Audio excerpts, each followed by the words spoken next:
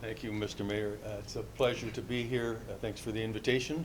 I'm always happy to go out and talk about the ministry that I'm involved in, that God called me to many years ago.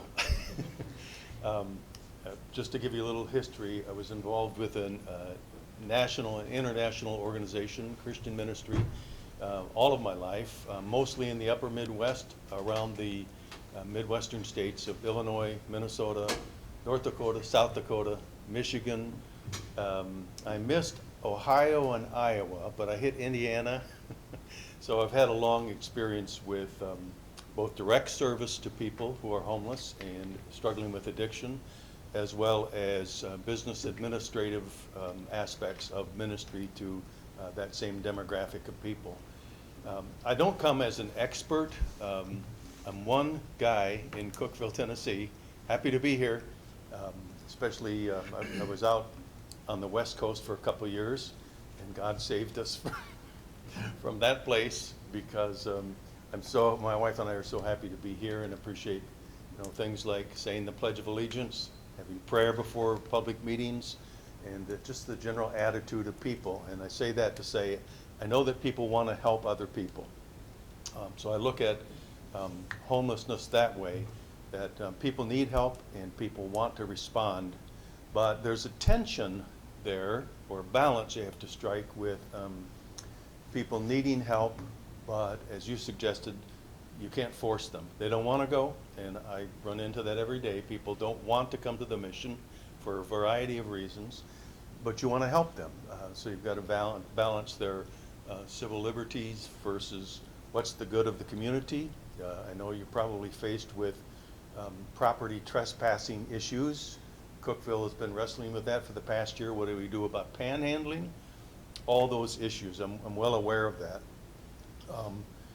Just tonight before I came, there were a couple incidents that happened over the weekend at our rescue mission that I had to address. God bless them, our staff is faced every day with people who come in, many with mental health issues.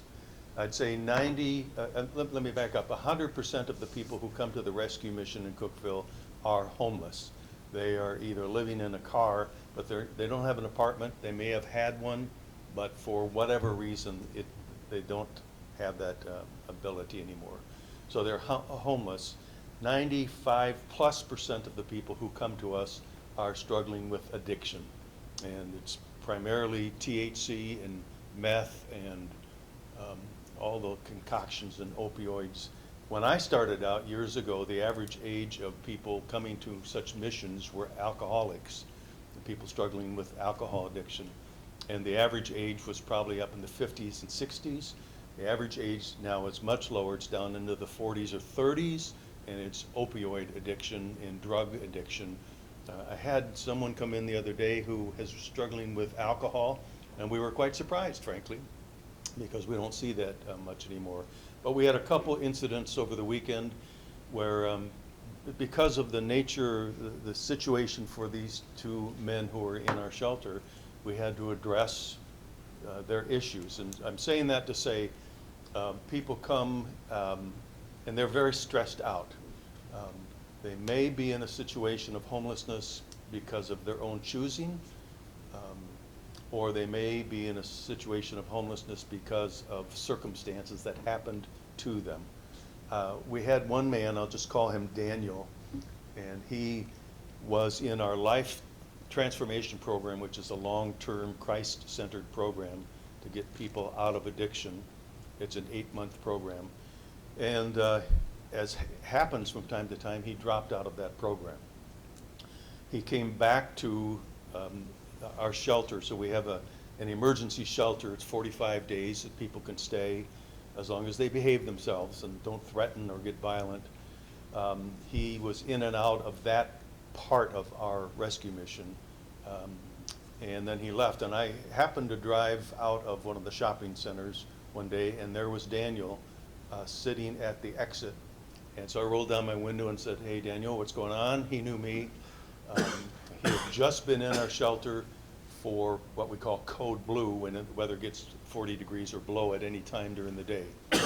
And I kind of hinted, well, I just saw you at the shelter not long ago for Code Blue, and was trying to persuade him, would he want to come back into the 45-day portion of the shelter, not just a Code Blue overnight stay. And he just looked up at me and said, I can't stand being inside. I don't want to do it.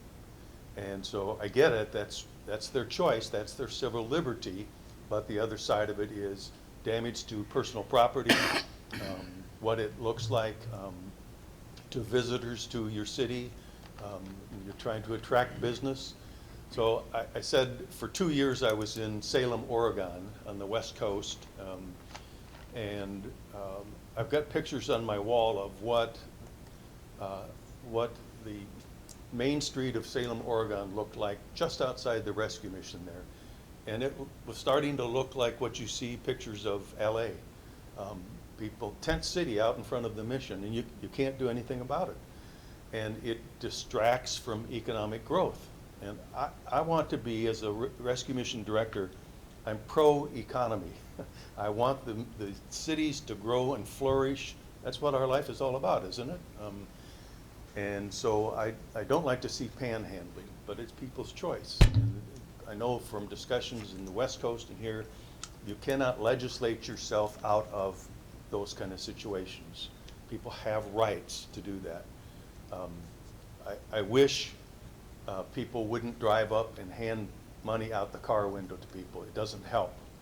The panhandlers in Cookeville, for instance, we know most of them because at one time or other they've been at the mission. We did an informal survey last year and asked, why don't you want to come back to the mission? And a lot of it is we don't want to be inside. They don't like our policies, our rules. And you just have to have rules when there's a society or community. But some of the folks out on the street were making more than $500 a day from donations.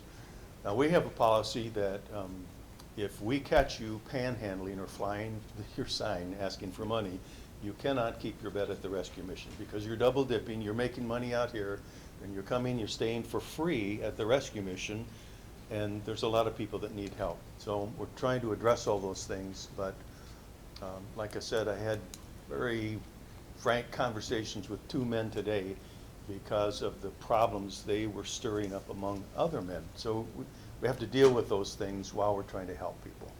That's kind of a preface of, and Mr. Bray, I don't know if you want to go in some specific direction, if I can answer questions or. Well, I just want people to know, even getting someone to the mission is not going to be a problem. I mean, if they want to go, we want to help. And we will take them. Our policy is, just for your reference, if anybody comes in, they've got a 45-day stay as long as they don't threaten somebody, as long as they don't get violent. If there are disturbances, we have a series of write-ups, if you will, where we warn them, like, that behavior that you just demonstrated is not acceptable here, so let's all get along.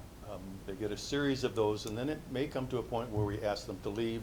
They have to be out for a certain period of time, but then they can come back. However, even if someone has threatened someone else, under Code Blue policies, they can come back in for an overnight stay. We try to give second, third chances, etc.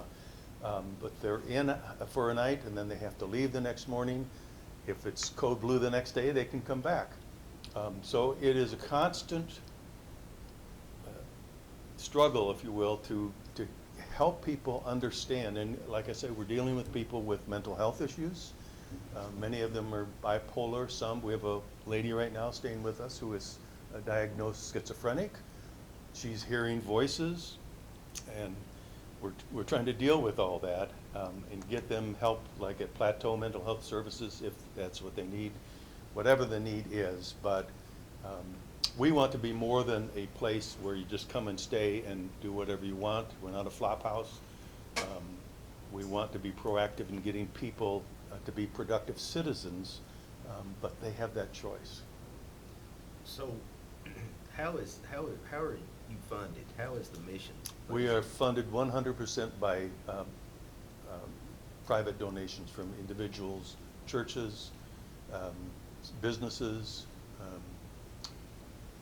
That's primarily, right now, we're in our bell ringing season. You probably are familiar with where we put the kettles out on the street. So 25% of our annual budget comes from the day after Thanksgiving through Christmas Eve.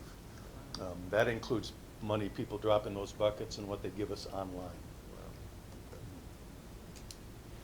Okay,